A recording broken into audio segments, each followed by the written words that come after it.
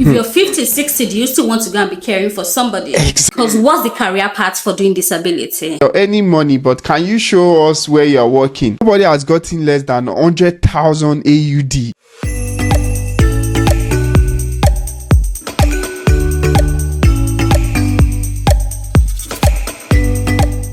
Hi everyone, welcome back to the channel. Dammie here as always, and if you're new, before our usual way of saying, welcome to the channel. In today's video, we're going to be talking about a very, very important topic, and one that is, thought-provoking, things you would hear, and you have to sit down and think about it. Am I in the right path? Is there a need for change? Because you hear a lot of people when you move to Australia in particular, and even in the UK, a lot of people, all they want to do is they want to get into disability because, of course, I think at every point in time, everybody will do that one job, to get started, to pay bills, because the bills won't wait for you to get that your dream job. But yes, there's a job you do to start your career. But at the end of the day, what is your plan to transition? You can't keep doing that same job forever. So as a result of that, I've invited someone who is heavily invested in helping people transition to tech. And tech we're talking about here is a tech that has no coding, no requirement for coding. You don't need to have, tech experience or be an IT graduate or be a science student. The tech they are working on is a no-coding tech, and this will help you become a business analyst, scrum master, even a product owner yourself. And this is us transitioning, still using our current career. Even if you've done disability for a few years, none of this knowledge is going to go into waste. They will help you sync everything together to kick off your tech career. There's never a problem without a solution, and as a result, today I've invited the founder of Sync Skills to talk to us about what they do at Sync Skills. I have a basic knowledge of what they do at Sync Skills, and what caught my attention particularly is the fact that this is a no-code tech. If you're not an IT graduate, I know you might be struggling on how do I get into tech. So I have Noah here. He's going to walk us through. I'm going to learn. You're going to learn, because obviously I also need this information. So I hope you guys enjoy this video. If there's any comments, just drop it. But I'm going to allow Noah take the floor and introduce himself and walk us through what they do at Sync Skills. Yeah, thank you so much, Dammie. It is a pleasure to be on your platform. Really appreciate the opportunity. Today, my name is Noah, and I'm the founder of Sync Skills. Sync Skills is on a mission to help Africa prosper. So we are an edtech company, education technology company, focused on helping people learn skills that would help them position and get jobs in high growth careers like business analyst, scrum master, product owner. We want people to actually thrive, and especially because a lot of people actually have great careers back home. And when you migrate, any sort of migration really, there's a restart process for you. And when you come here, we understand that there's a lot of barriers that you would have to face, in that restart process. And oftentimes, so many people get stuck in low-level jobs. Sometimes, interestingly, it's because of the advice they get. Oh, this is what we all do to make money, and that's it. And then, they get into it year one, year two, and that's it. That's their life going forward. And trust me, because of my privileged position of talking to so many African immigrants to date, a lot of them are actually not finding fulfillment or happiness in those roles. And we're saying there are opportunities for you to leverage as long as you're passionate enough to want that change. Because again, everything starts with your mindset. You can't win the battle without having the right mindset, because it's not an easy process. It is easy through our own, system, our technique, supporting people, and amortizing different experience from different type of student we've had over the years. So we are able to advise people and provide tailored support, but you still have to put in the work, which is what we emphasize on. Yeah. And I think that just speaks to the mental model shift, and where everybody's just like, well, it almost feels like we are all just on a straight road. It's like, oh, what are you doing? Let me do it as well. What are you doing? Let me do it as well. So now that we've talked about that as the background, something I would also want to know, Noah, is we've been here, and I want to believe you've been here for a couple of years as well.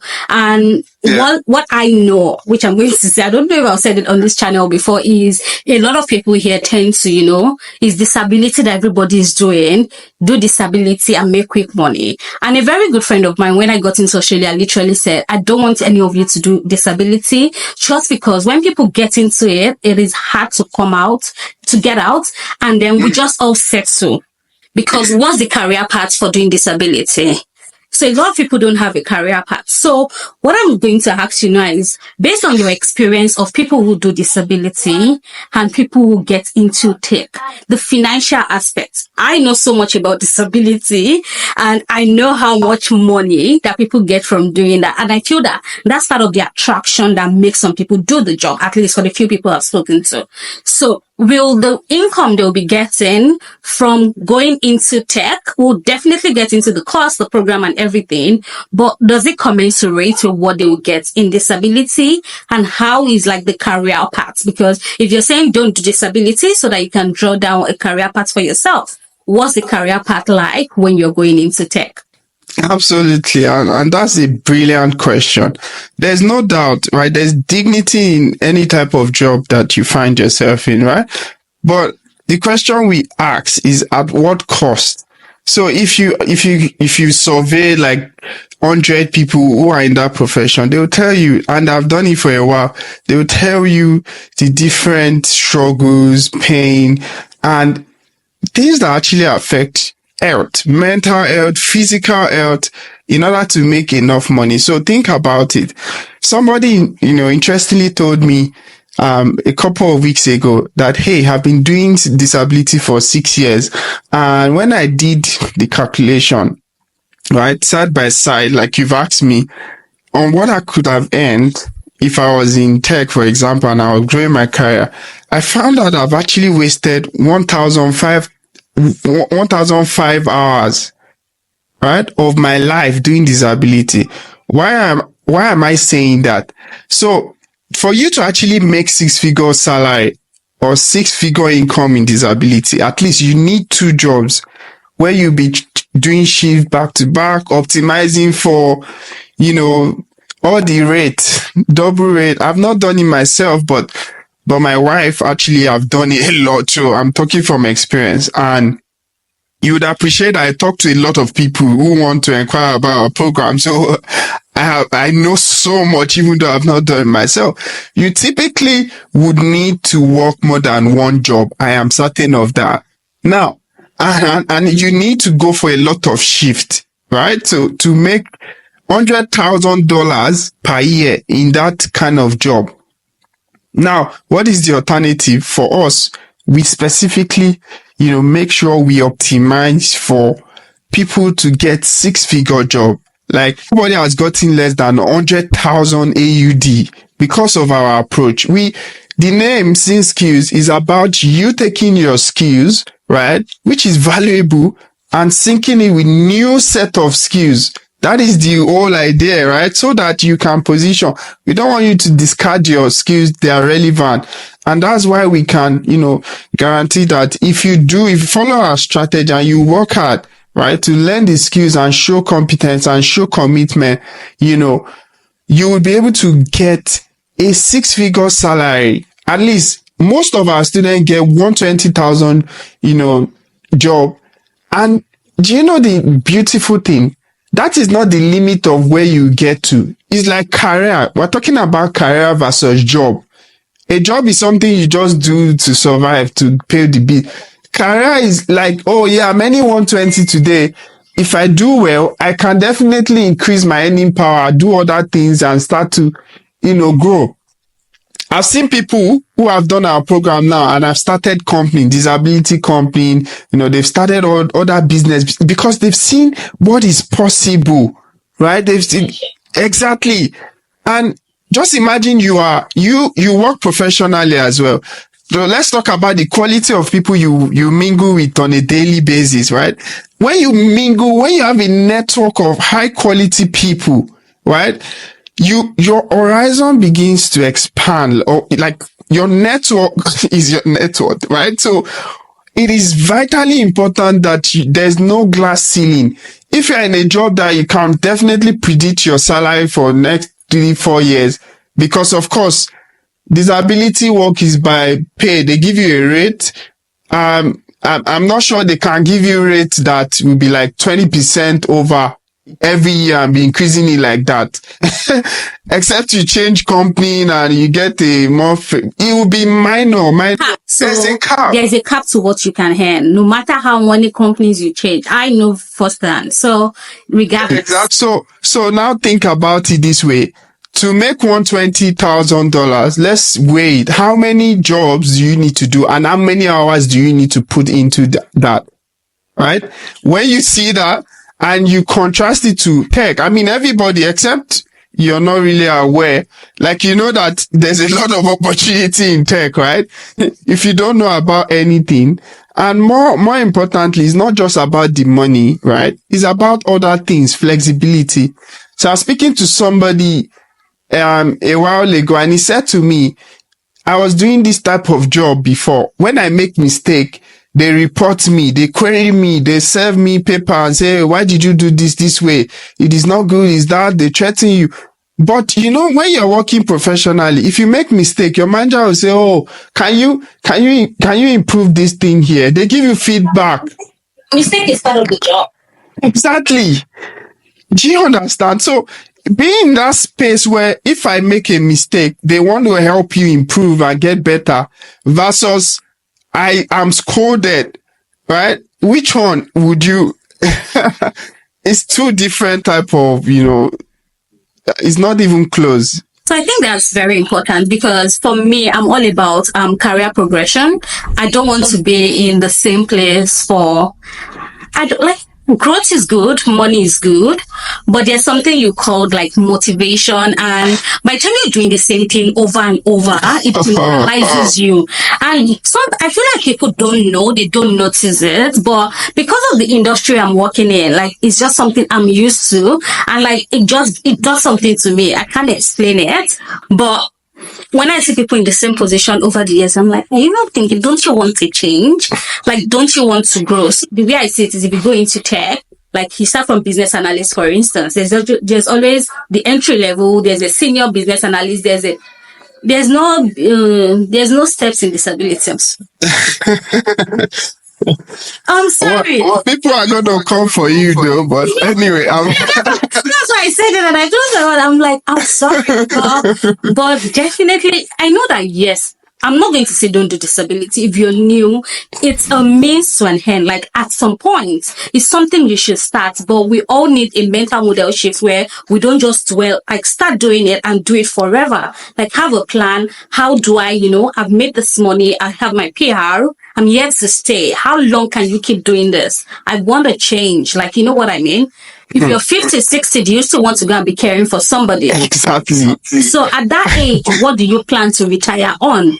And so I think things like that. So now that we understand the benefits of, moving, changing your career, having a mental model shift, and analyze the essence, I feel we can then now dive into how do I get into this? Because it's one thing to say you tell people how to fish and don't show them how to fish.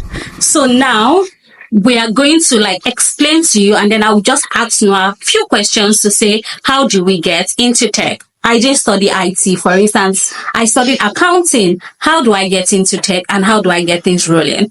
When I said earlier that we don't want to discard what you know before, your skills, your experience, and that's our focus. That's why we're different from many other companies. We want people to still be able to get the kind of satisfaction they want and earn enough money, to be happy. And it's just really about prosperity for us. So for you to start, first is about your mindset. Are you really ready? Like I'll tell you for free, the people that are successful are people who have a do or die, I am tired, right? I'm on maternity leave now. I need to finish and learn this thing and get on this new career. I don't want to go back to whatever I was doing before.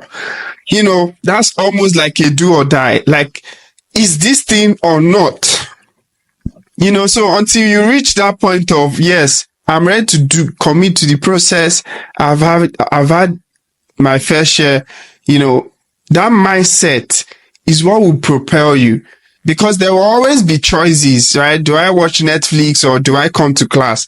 Do I watch Netflix or do I give no excuse about assignment or assessment that you get, So there will always be choice. There will always be excuse to give. So, but if you are like already committed to the process that, hey, in 4 months, I want to get a job and change my life and my career, I see so many, so many posts where I went to a church last weekend, and the pastor was saying, yeah, you're earning money, but can you show us where you're working, the type of job you're doing? And that Working. It was. I was like, hey, pastor, come on. You're shooting shot. Yeah. I love that. And that's what we're saying. Like, you don't want to come back. Your children are asking you, that. Like, I was talking to somebody and he said, I literally have to pass the laundry to get out to go to shift, because I can't even like face my children to say, I'm going again, and I have to work to make this money. So you're not present in the moment for your kids. So for us, it's about mindset. Know that you're ready. Once you're ready, we can help you get started. So you sign up for our program. We go through a 3-month program. Some people say it's very intensive. I say, yeah. You're trying to learn something that people go do masters. Interestingly, we have a lot of master students, right? Sometimes I feel like a superhero, what the team does, because just imagine that we are competing with people that we're competing with university at this point, because university don't teach you deep understanding of what the company wants. It's about problem solving, not academic, not acquiring knowledge, not memorizing.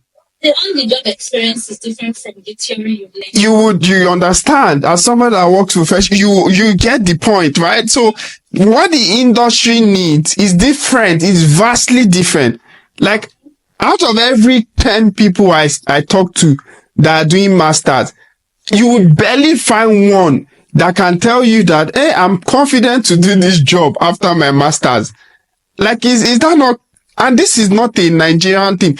It's like it's general, right? So exactly.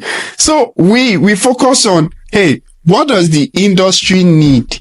Yeah. On day one, you're a business analyst. Remember, you're not going as an entry level. So we want, position you for business analyst, mid-level, senior level.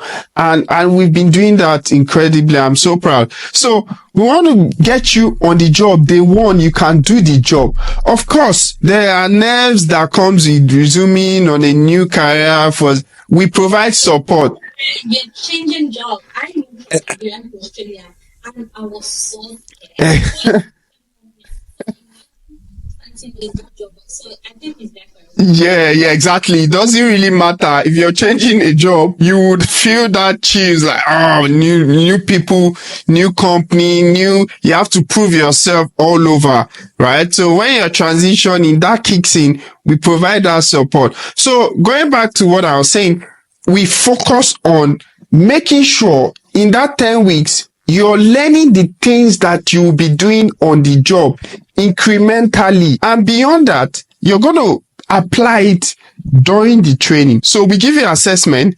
You would apply your communication skills, your research skills to find answer, report generation skills, critical thinking skills, problem solving skills, all of those things to come up with an answer. Then you come to class and deliver presentation, and that helps you improve. We give you feedback. Oh, this is how to do it. Now, by the time you implement that feedback, you have learned one thing that a business analyst does on the job practically.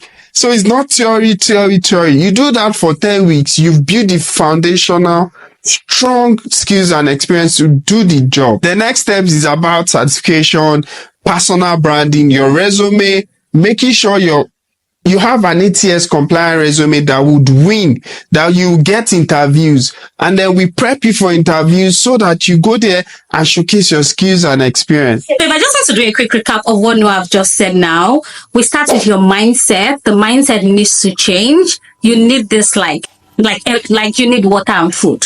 So that's one. Two, then we've talked about the on-the-job training. So you go through the course, which is practical, what you're going to be doing as either a business analyst, scrum master, or Product owner, yeah. any of those. Okay. And then next, we talked about certification, which they will walk you through as you go along with the program.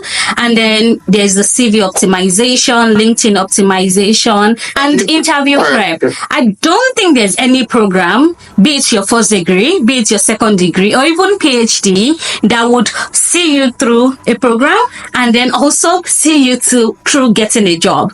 I've done my master's in the UK, and the best thing they did for us after our master's was to give us, all this they did like maybe a course, not individually, like a program. Somebody talked to you when you go for an interview, and then we had a unit, a department that would just check your CV for you, and you had one chance for them to look at your CV.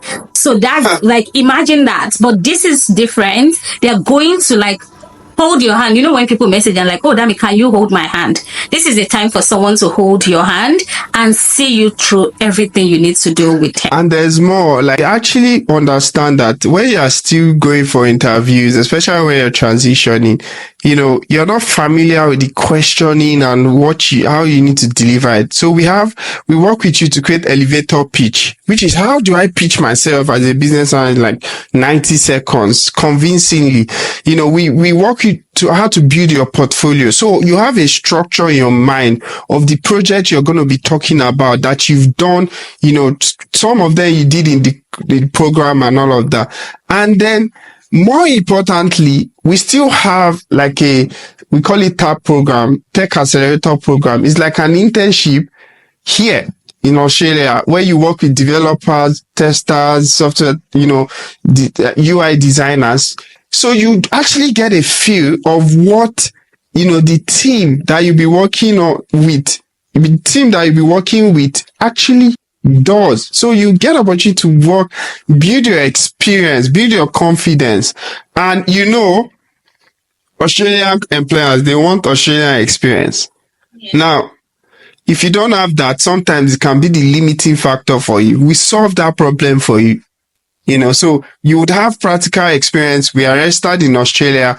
We connect with industry experts, government, all of those things. So we have that visibility. And that's very good to know, because sometimes it's not just helping, like doing the course. It's not just getting the certification. It's how does it result into the ends meet? Because at the end of the day, everybody just wants to put food on their table. You know what I mean? So I think that's such a brilliant idea. And I think this is just a time for change. Like, it's so good that Africans, we all need this mental model shift in whatever we're doing. I remember the first meeting we had, and you were asking how many Africans are in parliament, how many Africans. Like, we need to put ourselves on the map. We can't just, we can't settle. So a lot of settlement jobs, so we can't keep settling. And I think what they're doing at Sync Skills is so brilliant, and it's something we should all embrace. So Noah, how do you run the program? When do you start? And if I want to register today now, what am I supposed to do? That's on your point of mindset too. This week we were the only African-owned company that was able to showcase our product at the Parliament House, Australia. Like what that means. Even in Nigeria, I never got to enter Aso Rock or House of Assembly. We got the opportunity because of the work we're doing at Sync Skills. And that's what we're saying. Africans can definitely get this kind of opportunity if you position yourself with the right, mindset, with the right people, connections, you'll be able to get into this door. So you want to sign up. We run this program every quarter. So January, April, July, September. So 4 times a year at this point. So pretty almost fully booked for some of our cohorts, but we have one starting July 18th. So if you want to enroll for that. We have another one in September, and then next year, January, and like that. So every quarter. I'll also put out the details, like their website, which is very detailed. I've gone on there myself to just, check it out and understand what's happening. And it's very self-explanatory. All the information you need, their brochure, everything, like a normal university, is on the website. I will leave everything, the link in the description box, so you guys can actually check it out. So, Noah, what's one word you will leave us with today? I think it's just the message of change, which I'm actively, preaching, I'd say, that things are possible. I'm barely 2 years in this country, by the way. So I moved from the UK and sometimes I feel like I've been 10 years in this country. I don't even have a PR, right? But I got to the parliament and I tell you something. I met with the president of ACS, right? Which is Australian Computer Society. They are the ones that does skill assessment body, if you're familiar. And she said, well, are you a citizen? I said, no. And you're like, you're on a visa. Oh, we can help you out. We want talent like you, in Australia. Yeah. She has not given me a visa, right? But what I'm saying, exactly. Do you get? I'm saying that I could have made so many excuses, right? As I said, there's so many things that I can't apply or pursue because again, I don't have permanent residency. But the things that I can control, I focus on that and build to start a business. At the end of the day, it is not just for people to get into career for us. It's for people to prosper. So, but when you get into the career, start to mix with people and network with high network with, then your mindset will be, oh yeah, I can start this business. There are so many stories. There are so many people that they've not done tech before. Whatever excuse you think you have, trust me, we've seen it all. We've seen it all. We have seen people that have lost somebody during the program or they are just broken, but they came back and went again and they are in jobs, they're in their career. So, the point is, we can make excuses, but it's really about you making a change. When you are 50, when you're 60, would you have the energy, even if you have the will to still be doing this job that you're not happy about? Will you have the energy to continue to do that? And the last thing is, beyond career and entrepreneurship, people should look after their health. It's very important. Check your health. And that's why we're also saying be in a job that values your health and not kill you for your time. It's very important. Stress can kill as well. Stress kills. Is that not what it is? Oh. Stress kills. It's not Well, bad. I'm taking an optimistic view. No, it kills. No, it does kill. It kills. And I feel like the information you've given out is very critical. So we're at the point, to just wrap it up, is like we're at the point to take away all excuses because your potential is limitless. It's like coming to Australia is just you start digging, like you've just started digging what you can achieve. So if you sit down, like right now, to be honest, as a person, my mind is blown to like, you don't have fear and you're willing to invest this much. You know what I mean? In what you're doing. For me, personally, maybe I'm just a laid back person. I was like, if I don't have fear, I'm just going to be watching this country so that in case any day they tell me to, like, we're done with you, I'll just pack my load and go back home. But like, this is like another thought-provoking, challenge to myself to say, imagine there's so much I, even doing the corporate job, can still do in this country. So so everybody, I feel like this is a rude awakening for all of us to say, what more can I do? What is sustainable? In Nigeria, our parents will build businesses to pass on to generations. Exactly. We talk of the $10. We talk of the Dangotes. What can we pass on? Like, that's my takeaway from this. I now live here. What can I pass on to my children? It's not about what you have or you don't have. Make do of what you have. Don't make excuses. That's the crux of the matter. You can thrive. You're limitless in your thinking and your thought. Just do it. I feel like I'm also challenged, and this is something I'm like, okay, there's more I can do. And I really appreciate, like, I've taken a lot of lessons from this conversation, as it mundane as some things may sound, it's like things you never think about. So for me, thank you so much, Noah, for having you. And guys, here you have it. It's time for all of us, me, including myself. Let's go back, sit down, think. What more can I do? It's just not okay to, you can't afford to settle. like you've come this far, you like settling should not be an option. You know what I mean? So Absolutely. I think we've all learned one lesson or two from this video.